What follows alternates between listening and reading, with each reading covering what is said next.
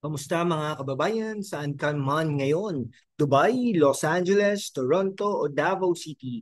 Welcome sa ating political deep dive na puno ng katotohanan, kwento at konting tawa. Today, we're tackling the biggest controversiya rocking Philippine politics, si Pastor Apollo Kibuloy at ang explosive revelations ni Ka Eric. Ano nga ba natuklasan ni Ka Eric na nagpaguluntang kay Commodore J. Tariela? At bakit ang mga OFW ang dapat na unang makarinig dito? Imagine this ha, sa isang pastor na tinuturing na appointed son of God, hinintay ng FBI, hinabol ng PNP, pero supported pa rin ng millions worldwide. Tapos ha, may isang Eric ha, na biglang naglabas ng bomba na nagpa-shake sa establishment. Is this a case of persecution or a political witch hunt? Let's find out.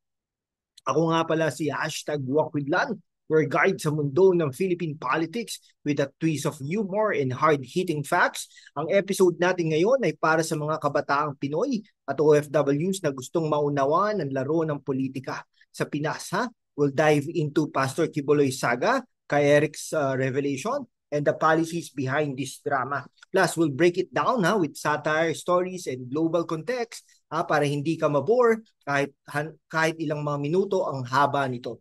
Pero bago tayo magsimula, hit that subscribe button now, i-like, i-share at mag-comment ng OFW ako from kung ano yung bansa mo. Okay? Para ma-shoutout ka sa next episode. And hey, if you're feeling generous, send us super thanks please to keep this channel running.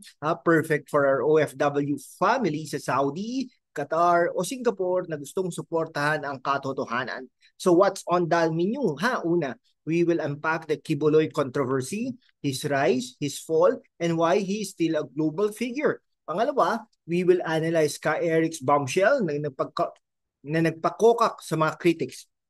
Pangatlo, we'll dive into the policies behind human trafficking and religious freedom laws para mas magets natin ang bigger picture. At syempre, may satire na konti, takes tayo to keep it light but sharp. Ready? Let's go! Okay, let's rewind to Davao 1985, isang batang pastor na si Apollo Kibuloy, anak ng Oneness Pentecostal roots, nagumpisang mangaral sa slums ng Agdao, from 15 members to 7 million worldwide. According to KOJC, this kingdom of Jesus Christ grew into a global empire. Pero bakit siya tinuturing na owner of the universe? Is it divine calling or branding genius? Picture this isang charismatic preacher na may private jets at media empire, SMNI, at kaibigan ni former President Rodrigo Roa Duterte, pero sa likod ng glitz, may mga critics na nagsasabing it's all a scam. Sino ang paniniwalaan natin? Sa pro Kibuloy side, no, his supporters kabilang ang mga OFW sa UAE at Canada, swear by his miracles mula sa healing services hanggang sa scholarships ng Children's Joy Foundation. They see him as a victim of political persecution, lalo na't malapit siya kay Duterte. Sa kabila nito, may mga nagsasabi na his influence is too big for comfort, lalo na sa politika.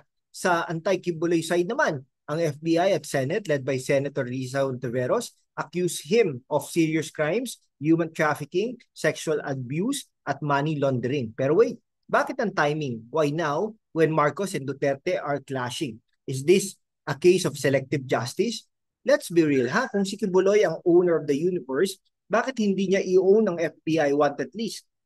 Pero seryoso, the man built an empire while others can't even build a stable Wi-Fi signal sa Pilipinas.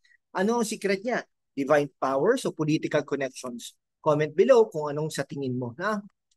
Post mo muna yan mga kaibigan, i-like ang video at i-share sa OFW group chats mo sa Hong Kong o Sydney. Let's spread the truth. Enter Ka Eric, ang misteryosong figure na biglang naging talk of the town. No? Sa isang viral video, inilabas niya ang katotohanan na nagpasyuk kay Commodore J. Tariela at sa anti-Kibuloy camp. No? Ano ito? Isang expose ng political conspiracy o proof na si Kibuloy ay hinintay ng mas malaking agenda. No?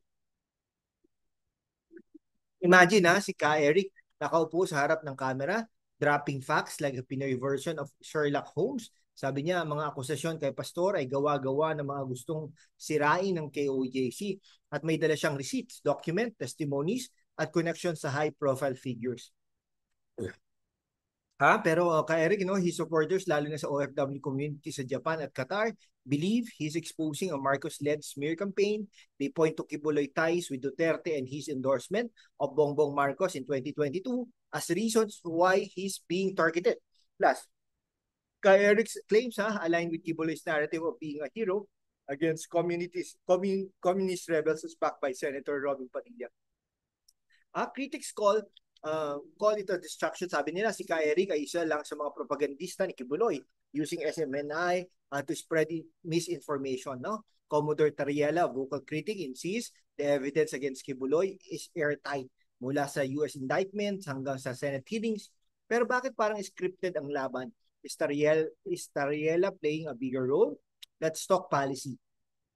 Ang human trafficking laws of Pinas like RA 9208 aim to protect victims but are often criticized for weak enforcement. No? Sa case ni Kibuloy, the Senate is proving gaps in these laws. Pero here's the kicker, why are religious organizations really scrutinized for systemic issues?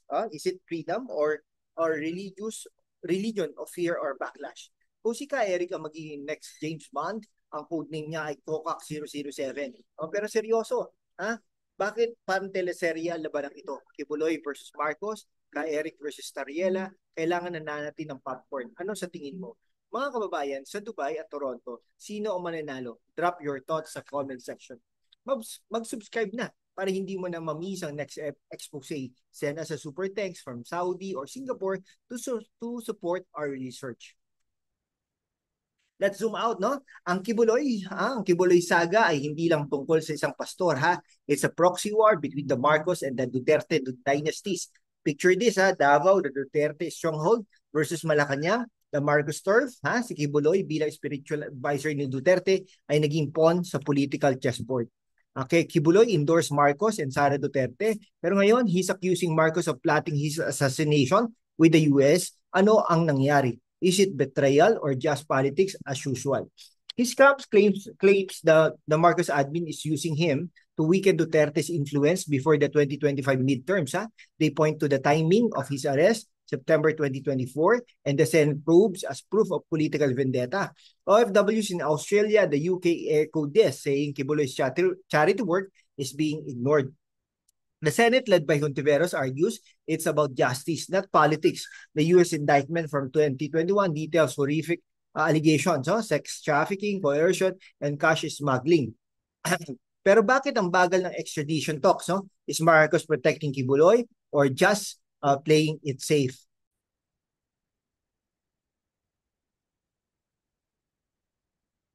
Okay, so ang religious freedom under the 1987 Constitution protects groups like KOJC, but where's the line? Senate Bill 22226 filed in 2023 aims to regulate mega churches for transparency. Pero critics says it's a slippery slope to state control. Anong impact nito sa OFW sending tithes abroad? Kung si Kibuloy ang magiging senador, magkakaroon kaya ng appointed son of God, parking slot sa Senate?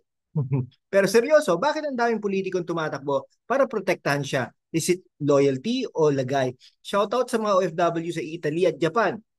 Ano ang take nyo?